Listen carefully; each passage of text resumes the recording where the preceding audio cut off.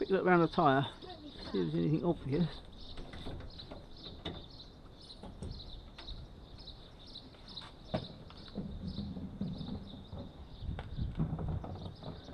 But on this one, first thing you do is release your brakes.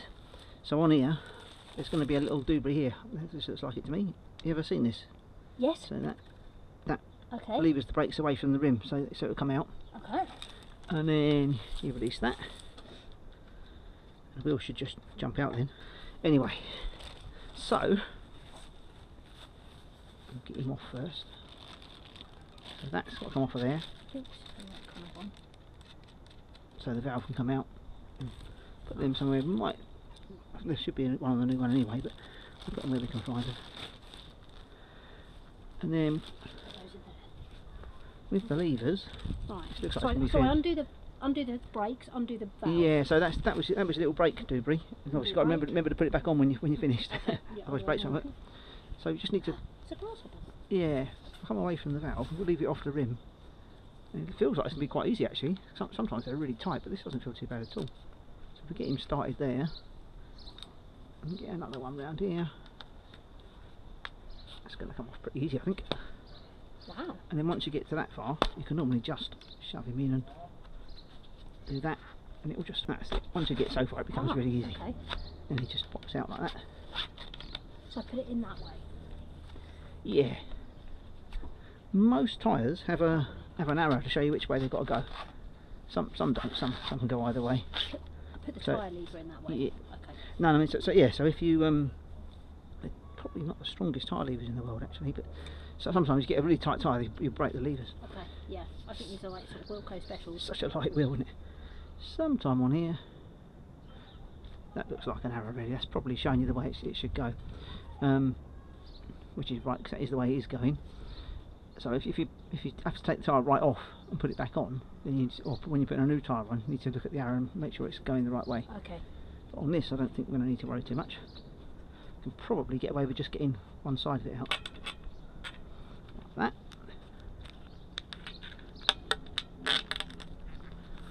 Then we just pull the tube out. Like that. And bung only one. It doesn't feel like it's completely down actually. It's not all the way down. It's still air in that, you know.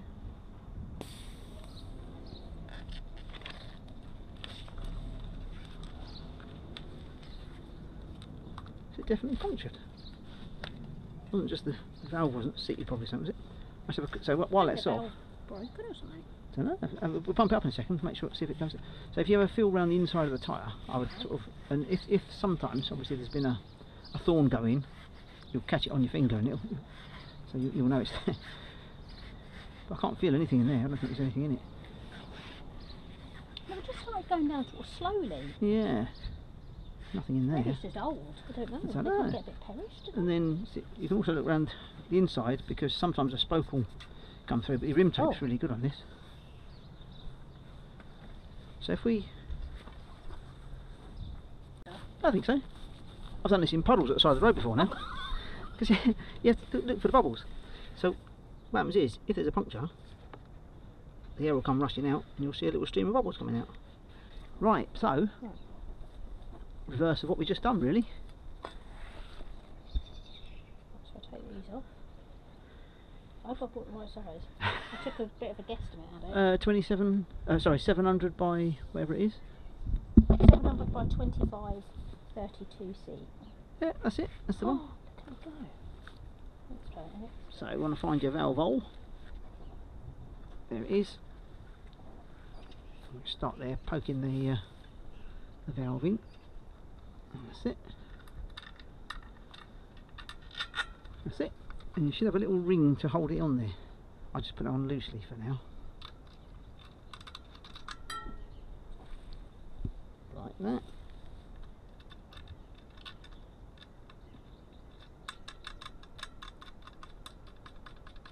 Interesting if that one does go down. So now we want to just feed him in into the tyre all the way around.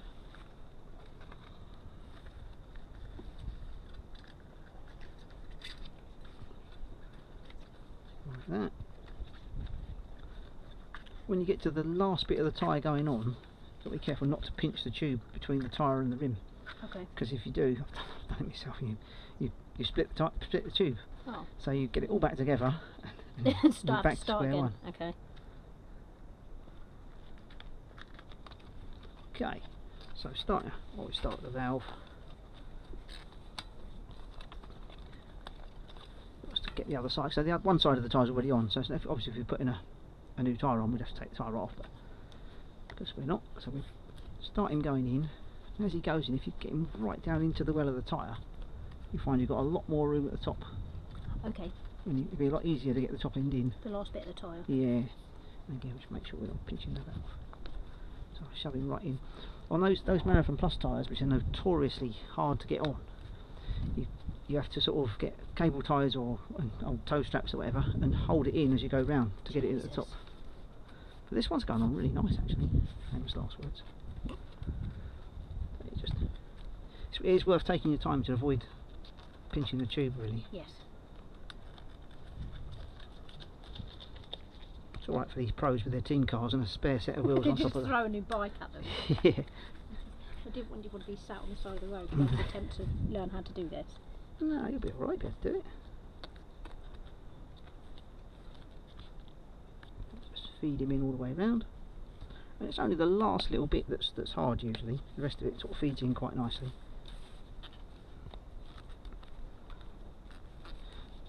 You usually only need the levers right at the top. Sometimes you don't. You can just do it without levers actually. The tyre looks quite loose, doesn't it? Yeah. It doesn't look like... I had visions of me having to like haul it on with Yeah, I mean some of the little ones, the little 20-inch ones on the recumbent bikes, they can be quite tight. But this one is hardly going to need a lever actually. Some of the big mountain bike ones, they go on really easy. Just shove them on. That last little bit, just going to need the levers just to, again, just make sure the tube's not pinching.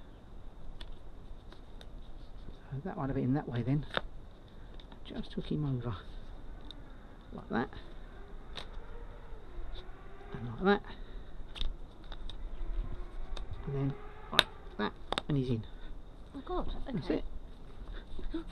Job done. And then I normally put a little bit of air in it, so you know, just sort of, I don't know, 20 psi. You've not got a gauge, you've not got a pressure gauge. I've got nothing, no. It's like a whole new world to me. I did think to myself the other day, I want a proper pump. Yeah, a track pump makes it so easy. I mean, it's just, you know, a few seconds and you can get it up to 100 psi.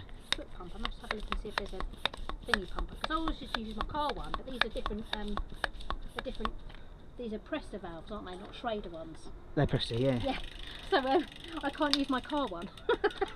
So what I would do with that now, so I put a little bit of air in, and then have a look round, to make sure it's sort of seated in sort of nice and evenly all round. You can sort of bounce it round just to sort of get it to seat if it's. But this one seems to have gone in quite nicely actually. You can look, there's a line round there you can sort of look at to see if it's Okay. to make sure it's sort of sitting fairly evenly on the rim all the way round. I think that's going to be alright actually. Wow.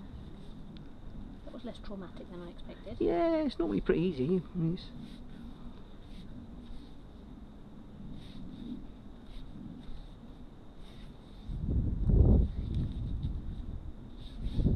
yeah, it all looks pretty straight. So then just whack it back in. Wow. Oh, do I have to do the thingy? The metal bit? The little screwy on the valve? Yeah, in a minute. Yeah, Okay. yeah. We can. I wouldn't do that right until we got some air in it. Okay, you're going down the walking centre. Okay.